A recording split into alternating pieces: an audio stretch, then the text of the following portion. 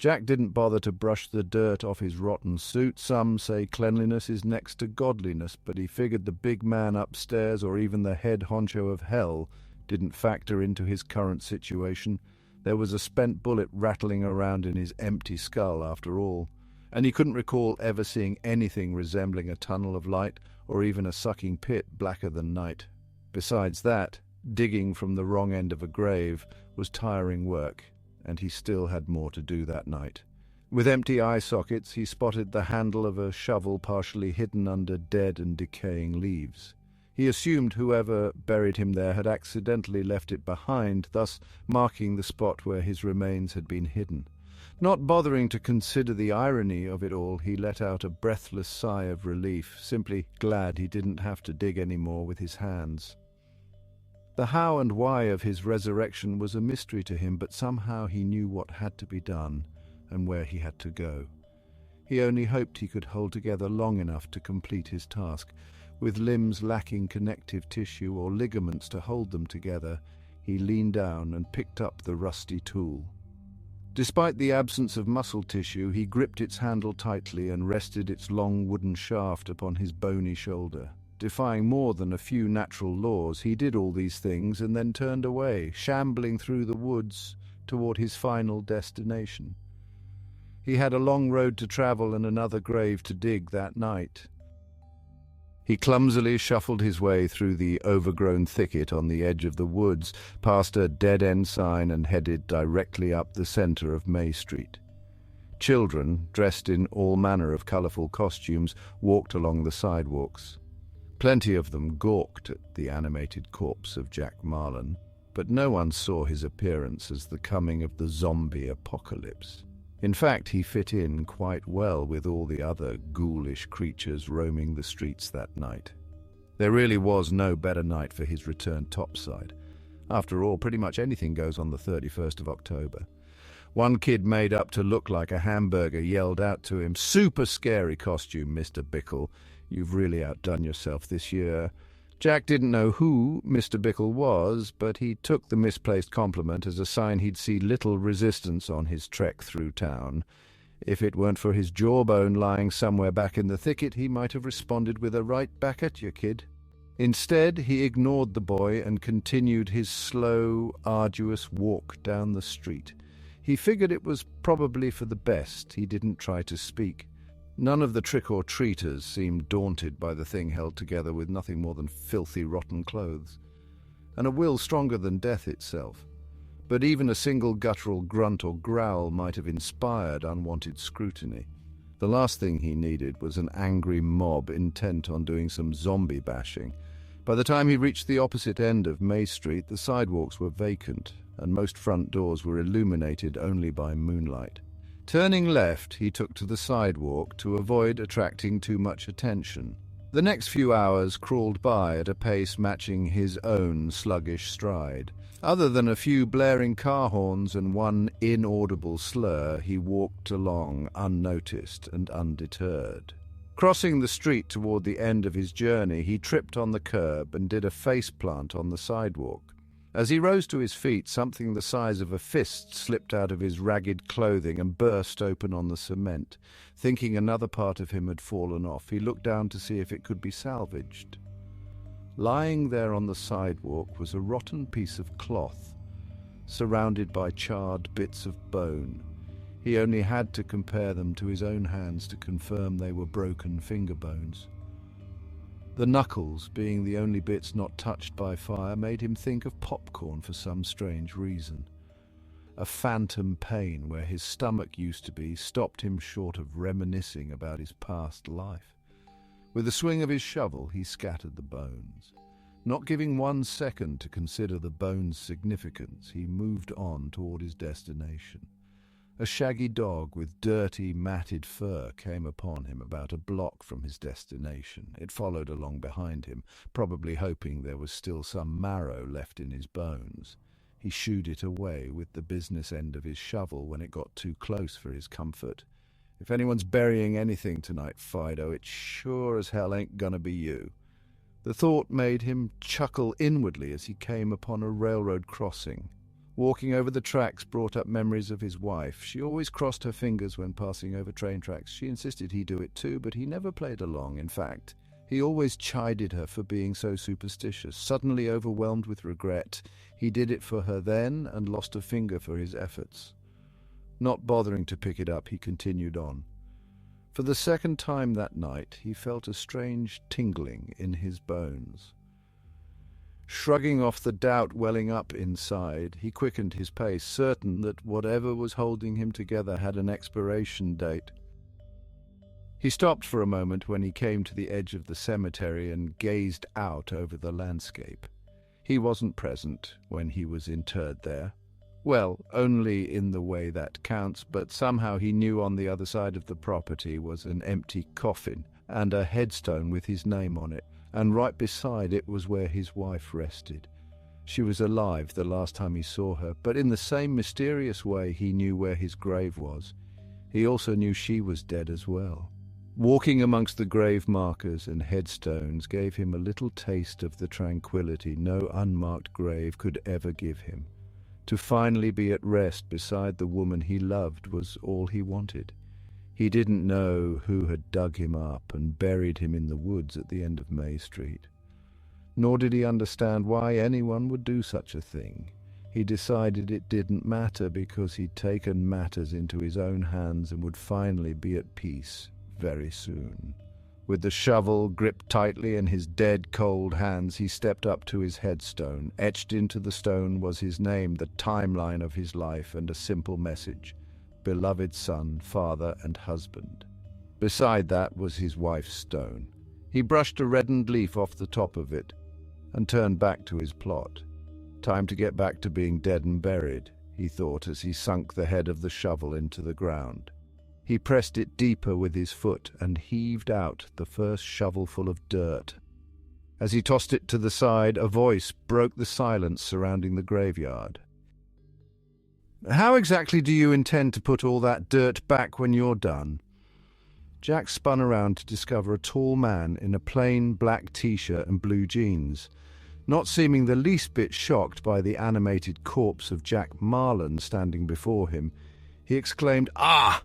There's my shovel," before snatching it from Jack's hands. Without a second of hesitation, he swung the shovel around and slammed Jack in the side of the head. The dead man bellowed inhumanly as he stumbled to the side.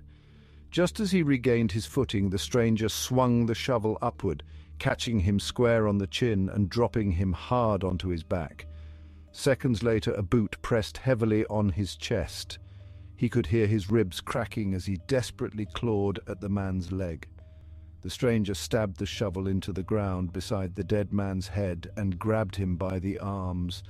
With a great heave, he tore them out of their sockets and tossed them aside. The writhing corpse of Jack Marlon let out a ghastly screech that echoed through the cemetery. The stranger grabbed the shovel and without a second thought drove it straight through the dead man's neck. Jack's head rolled free and settled into the divot he dug just moments before. Crouching down, the man picked up the severed head and spat in its eye socket. "You don't remember me, but I wish you did. The next time you see me, it will be like we've never met before. Sadly, hexes can only do so much. You're probably wondering who I am, but my name's not important. Just know I'm the great-grandson of Hilda Swanson. You at least remember her, right? She's one of the many people you swindled. Yeah, well, she has a message for you." With all that said, he set Jack's skull on the grass and pulled a little pouch and a pack of matches from his pocket. Within the pouch was a fine red powder he poured in a circle around the skull. Jack, being the unwilling witness he was, could do nothing but watch as the man took a little sack from another pocket. He guessed what it contained seconds before the man opened it and dumped its contents onto the grass. Lying there before him were bits of yellowed finger bones.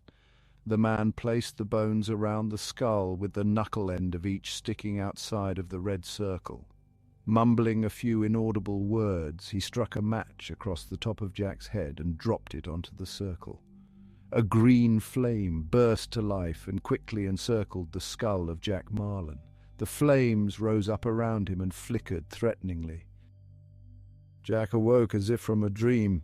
He was sitting at the desk in his office with a loaded revolver gripped tightly in his hand. A loud voice came from the other side of his office door. "I repeat, this is the police. We have a warrant for your—" The voice cut out just as an elderly woman in a long yellow dress appeared before him. Her dress flowed around her as if she were under water, but her greying black hair didn't move an inch as she strode up to his desk. "Don't you worry about them, sugar. They ain't coming in unless you give 'em the go-ahead." Jack blurted out, "Who are you? What's going on?" She leaned over the desk and looked him right in the eyes. "The name's Hilda Swanson. You and me need to talk." In a flash, everything came back to him. He was reliving the last moments of his life. The woman was new, but everything else was just as it had happened before. He'd just gotten off the phone with the head of security, who had called to tell him the police were heading up in the elevator to deliver a warrant for his arrest. The realization was almost too much for Jack to take in, but he eventually came to his senses. I shot myself." "That's right, sugar, but don't you fret over that just yet. Ain't nothing carved in stone that can't be undone with the right ritual. But how? This can't be real. I mean—" "Shush, sugar. It's simpler than baking a pie. You just got to stand up and open that door."